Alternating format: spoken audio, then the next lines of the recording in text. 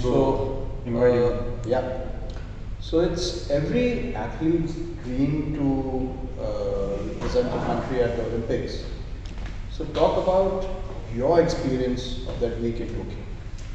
Um, yeah, I mean that week was definitely very a big achievement for me. It was definitely goal ticked off and dream come true, so to speak. And I think I wasn't really ready for that kind of experience. Especially, I would say I was selected from, or I qualified from a little pool, and I was brought into an ocean. And the kind of players that I met and got to see and interact with, that itself was, larger than life. And I think it made me realize like how much more competition there is outside of India. And it's cool that it's a feat in itself that I qualified from this small tour and got on to there. So it is possible. But look what it took me to get there. It took me 3 wins in a row and a second, and 3 more wins before that, and a win after that. The latest one in NCR. So I think speaking about world ranking points and stuff like that, I think it's to accumulate and get onto bigger tours and stay there. It's prudent to play on the bigger tours. And having said that, that's why I met the superstars of the superstars, because they're all playing PGA Tour and European Tour, and it was very eye-opening, that experience. And I'm very lucky to have witnessed it firsthand. Yeah, but had the pandemic not happened, you would have qualified naturally, because when the tours got stalled, you and Rashid were well into the cut line, and you would have made it on your own, rather than being having to wait till the last minute to know whether you were in. Do you think had that not happened, you would have been in a better frame of mind? 100%. Mainly because my frame of mind was fine. It was just I was rusty from not playing tournament golf. So suddenly, just entering into the Olympics, one of the biggest tournaments I ever played, was shell shocking, and I wasn't the tournament ready. I was golf ready, I was game ready. I think I was just not in that playing zone ready, which I like to be and I like to find on a daily basis. But that was also a very good learning curve for me, and I just want to improve from there. Right. But if you keep the finish aside, talk about the main points, or rather your major jottings that you've come away with. Number one learning for me was fitness. Saying this to all of you, like try and get more fit. That was the main difference, I think, between maybe the Indian players and the rest of the other players. Their support systems, they had so many people taking care of each and every aspect of theirs. Whereas Arban and I just went with our caddies. It's no dig at anyone, but that's the fact, that's the reality. Yes. I think skill-wise and let's say playing-wise, we're kind of similar, the same level.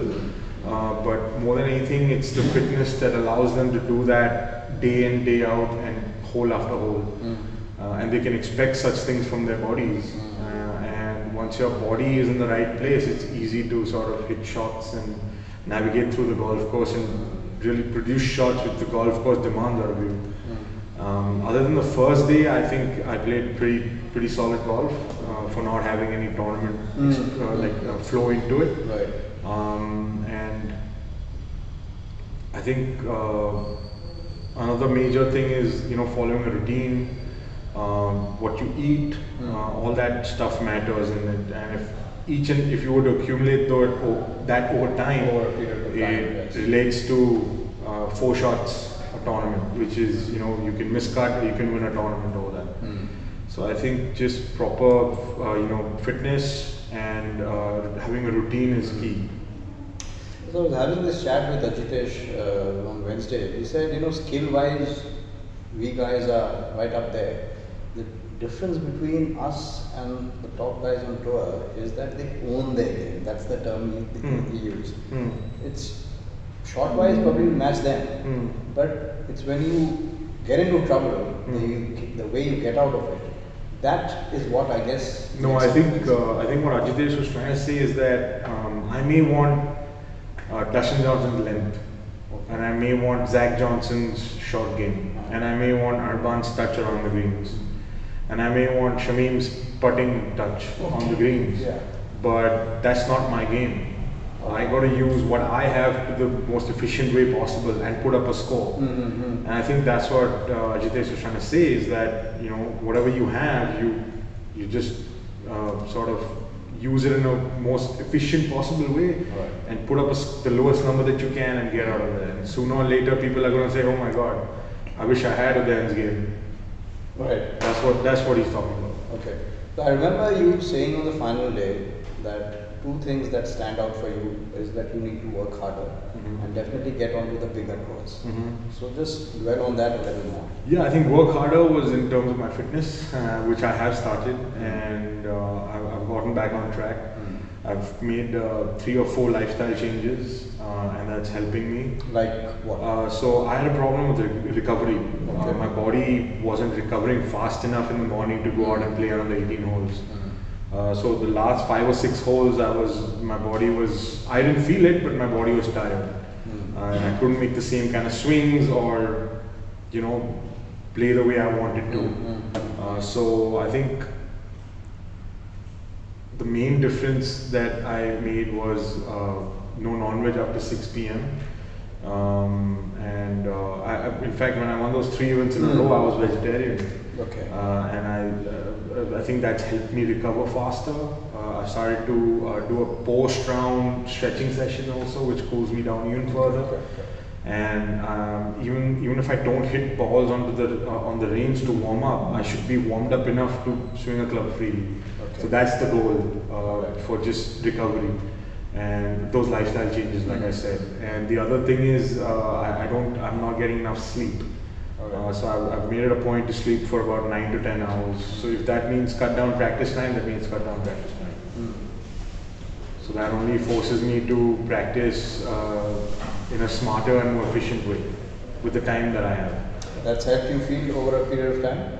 Yeah, I mean, I just started it like 2-3 weeks ago, and because I was on some other thing before that, and I've started this program over 2-3 weeks ago, and it's really helping me. Yeah. As far as trying to step up and get onto the higher tours, that is going to start very soon with the 2 back-to-back Asian Tour events. So what are your plans for 2022? Yeah, exactly that. Try and get on bigger tours, try and play all the events that I can, and go for qualifying school. So I'll be going to the Sunshine Tour qualifying. I want to hit up UK and see what those tours are like. I want to go to the Japan Tour, and hopefully by the end of the year the European Tour. And whichever major qualifying there are, I'll go for those as well. Because like back on this tour, which is currently my home tour, I have a 3 or 4 year exemption, so I can use this time to sort of go out and venture out and see and learn and improve. So how did you hit upon the idea of going to the Sunshine Tour? Because very few people actually take that route. A lot of people, a few, not a lot, but a few of the South Africans came down to PGTI. Yes. When it became an open tour, and I had a chance to talk to them and sort of ask them about what's the game like there, and they were all of them of the same opinion. Like the courses were a little more furbished over there, a little more kept, and it suited an international kind of game. On our courses, we get away with a lot of stuff, but that also means you got to be that much more precise on our game. Because you get weird bounces, it's unpredictable, so you got to be that much better, especially around the greens. So I think a combination of growing up in India with the kind of short game that is demanded by you and the long game that is expected from you in international courses, I think that'll be a deadly combination for me. Because I believe I am, or or I have that combination Right. in my game. So I think heading outside will only do me good. Right. So, Udayan, you're now an Olympian. Yeah. Someone who's watching you Mm-hmm. and aspires to represent India at the Olympics. What would your advice be?